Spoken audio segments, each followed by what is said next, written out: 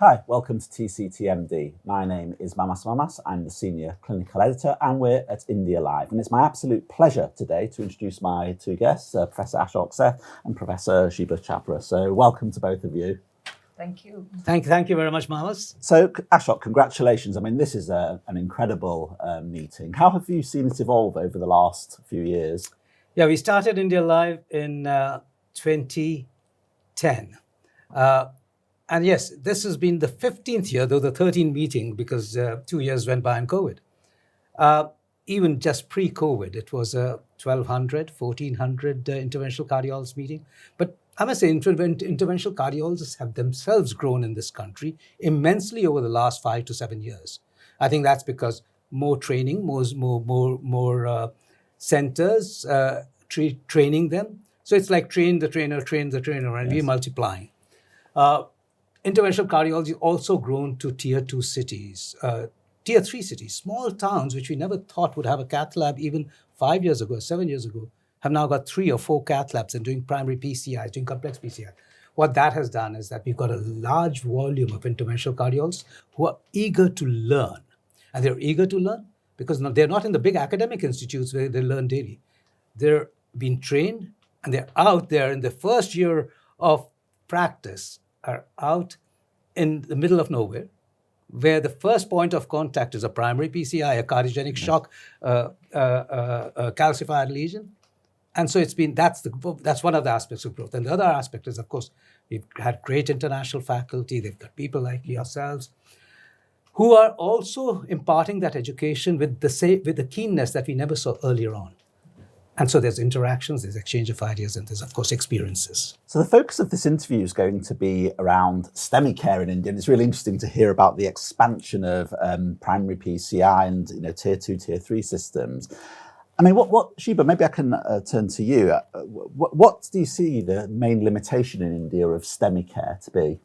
STEMI care in India, there are a few limitations. And if you talk to me about the main limitation, I think awareness and patient realization of symptoms and, kind of turning to the hospital in time, and the delay that occurs at the level of not just the patient to identify the symptoms, but even the physician to pick up the symptoms and refer in time. So, but I think we've come a long way, and Dr. Ashok Seth has been one of the pioneers, and we have several programs for the STEMI networks, which brings the patient faster. And we believe that in an Indian setup as ours, even a pharmaco-invasive therapy, does quite well. The patients are thrombolyzed, put, sent to us, and then, PCI is done in the first 24 hours. I mean, Ashok, do you see still inequality in access to STEMI care in India, and what is this inequality? Oh, yes, I do. And before that, Mamas, we were talking about the growth of India Live in 3 meetings, should we say. 2020 was the last, and then we didn't have, and then we had one last year and this year. We've grown double. It's 2,700 attendees, which is double. That just shows the fact that our interventional cardiologists are increasing in numbers. But as regards equity of care, yes, a country like as big as ours, with the socioeconomic divides that exist, is always going to have inequitable care. What's important for us to make sure that while they may have access is getting more important, availability, and understanding, we got to convey downstream as to what's needed from them. Now, that's true that some of our patients may not even get to a healthcare facility which would even lies them in enough period of time. On the other hand, because we are multiplying cath labs in tier 2, tier 3 cities, and for the first time, can you believe that we would be perhaps equating USA in the number of PCI procedures being done? And majority of these, 60 to 70% of these are ACS patients, because that's the one who lands up at the door and is going to land up rather than chronic stable angina. We are encouraging people to understand, firstly, that if they go to a lytic center, they have lytic, but we are also encouraging the physicians to start understanding that they have to be referred to a center which would actually do invasive procedures. So that's the first thing. So first education point is definitely even the primary physician in a small city. And the second point of education is the patient himself, who needs to realize that he's got to get to the nearest hospital as fast as possible. And whatever treatment is offered, he has them. There's a lot of skepticism about, in a common patient, about when we say, oh, you need a angioplasty straight away. You need a PCI straight away. And he says, I just had a pain. I was fine 2 hours ago. And now they want to shove me into a cath lab and make me spend. We must remember that healthcare is private to 70% of these patients, 80% of these patients. They are pay out of their pockets. The moment infarction happens, they are told to pay out of their pockets for the treatment. And if the treatment is something like a PCI, it's far more expensive than lytic therapy. So yes, the care is unequitable. The care is different. But on the other hand, yes, we don't have a system which pays for them. And therefore, education becomes important in them accepting that the treatment they're having is worth their every penny at that particular moment. So maybe I'll ask my first question to Ashok again and then to you, Shibba. You've talked about the growth of primary PCI services and the growth of cath labs. How do you assess for quality? And how do you monitor quality of service being delivered for your STEMI care in India? A great question. And can it be uniform all across the board? Because we're talking about public hospitals, we're talking about small district general hospitals. And by the way, in our district general hospital means really remote areas. We are talking about private hospitals, which provide 70% of the care. Especially if you talk about STEMI.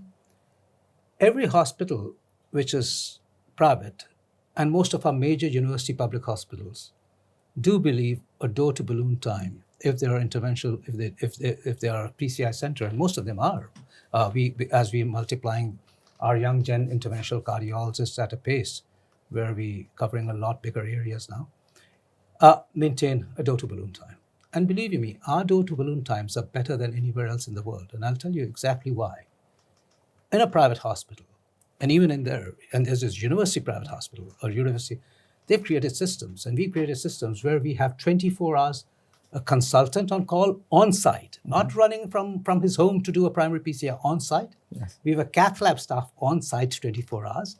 We got nurses on site. We got everything on site. So for us to provide the gap between him coming into the door and in the cath lab is none. In a private hospital like ours, it's just be saying, it'll cost you X amount of money. Yes. You've just got to promise that you'll pay that money. And he says, oh, is my bank balance good enough? In their hospital, which is partially private and partially public, would actually just say, let's treat you straight away. Yes. And believe you me, she'll tell you her door-to-balloon times could be better than anything you've ever heard of. Sure. Because what's your surely, sir. I think you're very right, and we've been experiencing it over the last so many years. We just tell them that this is what's going to cost and what are the risks involved, and usually the patients consent. We don't ask them to pay at that point of time. They get another 48 or 72 hours to do that, and we just rush them into the lab. And our physicians and staff nurses are all ready for a primary. So our 90% of our patients, the door-to-balloon time is less than 45 minutes. Yes, I mean that's great. I mean, Shibba, you've done a lot of work and you're a big proponent in cardiovascular health in women. I mean, in terms of STEMI care for women in India, where do you think the missed opportunities are, or are there missed opportunities? Oh, well, now you're asking something which is really very dear to my heart. And I do believe, that women receive less care when it comes to not just STEMI, but everything. But when we particularly talk of STEMI, of course, they realize their symptoms late, they reach their doctors late, they get less access to the treatments. Besides having very less representations and data and trials, they are getting less invasive and aggressive treatments. Most of the times they would be managed medically and their symptoms would not be realized not just by themselves but also their treating physicians. So less PCIs and less GP2Bs and less devices, less ICDs. But much more than that, if we actually get into the system, we have done a study at our center where we had around 32,000 patients who came for a routine cardiovascular health checkup, and we realized that for last 15 years the trends over the last 3 zones were that 70% of men were actually coming just for treatment. Only 30% of them were women, and that also 42 to 50% were postmenopausal. Less premenopausal and very less perimenopausal were actually coming for the treatment. And in rural India, you see, where we have women who are just sitting by the chulas and, smoking that kind of the fumes that actually come in. And air pollution and the link with cardiovascular diseases is all the more in women. And if you ask me, I can't just stop saying that pregnancy-related risk factors are abundant in women. We can't, afford to miss that. So I guess one of the things that India is very well known for internationally is innovation, technology. Ashok, how are changes maybe in digital health innovation changing STEMI care in India? I mean, has there been much of a growth in that arena? Right. I'll address that in a moment, Mamas. One thing which came to me was that while we were talking about primary PCI and it being available, and most of the private centers being very proud of their door-to-balloon times, which are much lower than the West, there's also a group of people who's still getting streptokinase, you'd be surprised. Yes. And we shouldn't forget that aspect as well. And that could be a large population of patients in the small villages and small towns whose nearest center is perhaps a small government clinic who would give them streptokinase. And we've been trying to shift that to at least saying, if you're going to lyse, then it has to be TPAs and tenecteplase and so on and so forth, which are found to be far more effective than the streptokinase. And by the way, those drugs, which used to be expensive 10 years ago, are getting cheaper and cheaper because they're locally manufactured. Yeah. So clearly, reinforcing the government to shift its mind that if it's not going to be primary PCI, at least it's going to be the newer agents. Yes. Lytics. So I think then we'd be doing favor. We've also been trying to create networks in certain states which are much more intellectually driven, much more. And by the way, healthcare is a state-wise issue. It's not a national. It's not centralized. So every state is responsible for its own healthcare. And there are certain states which have created tremendous STEMI networks where people from even villages, if they go to the primary center, get a drug given, would be shifted to a district general hospital or even shipped to a Cath lab facility subsequently. You asked about innovations, and it's been a tremendous part, right from tertiary to primary to secondary to primary. For example, EKGs. For example, transmitting EKGs. India's got the highest proportion of cell phones, as you know. There are more people in the world. Yes. Our network of Wi-Fi exists everywhere. So that's the great advantage. Even in the remote parts of India, you can get a network. So cell phones and networks being common, EKG at a doorstep is not an unusual. Centralizing and creating a network is the more important aspect because that's where the state government has to get involved. So that's one aspect. Even, for example, a primary PCI being done at a remote center can be actually monitored by me and advise exactly what he faces. It's a thrombus. How do we actually deal with that thrombus? And we have network connects for something like this. So that's, again, digital issue. Arrhythmias, we've created a system of remote ICU and CCU monitoring, which gets linked up, and that CritiNext is a centralized system where we developed it 10 years ago, but it now covers 1,500 CCUs and ICUs across the country in the remotest part, where we can actually monitor patients and their EKGs real time through centralized stations, which actually look at that and advise the doctor as to what the next step he can take.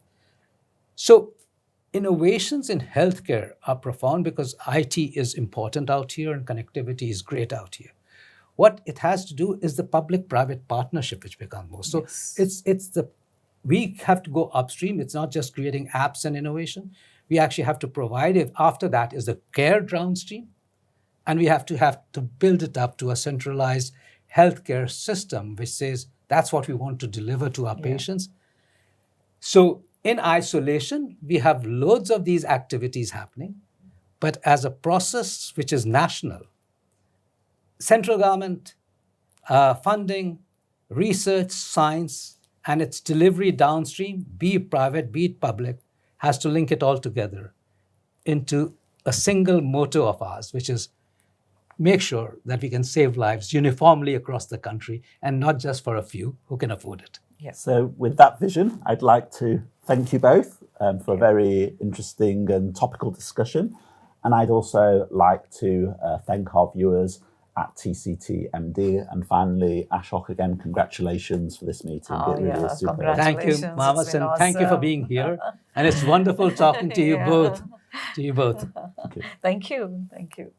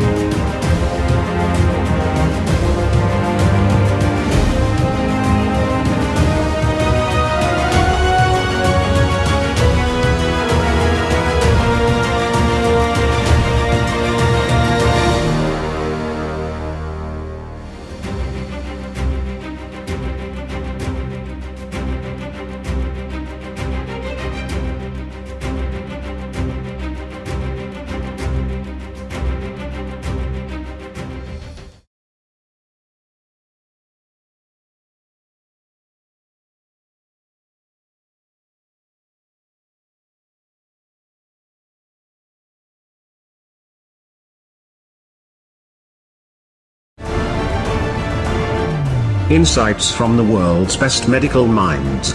You are watching TheRightDoctors.com.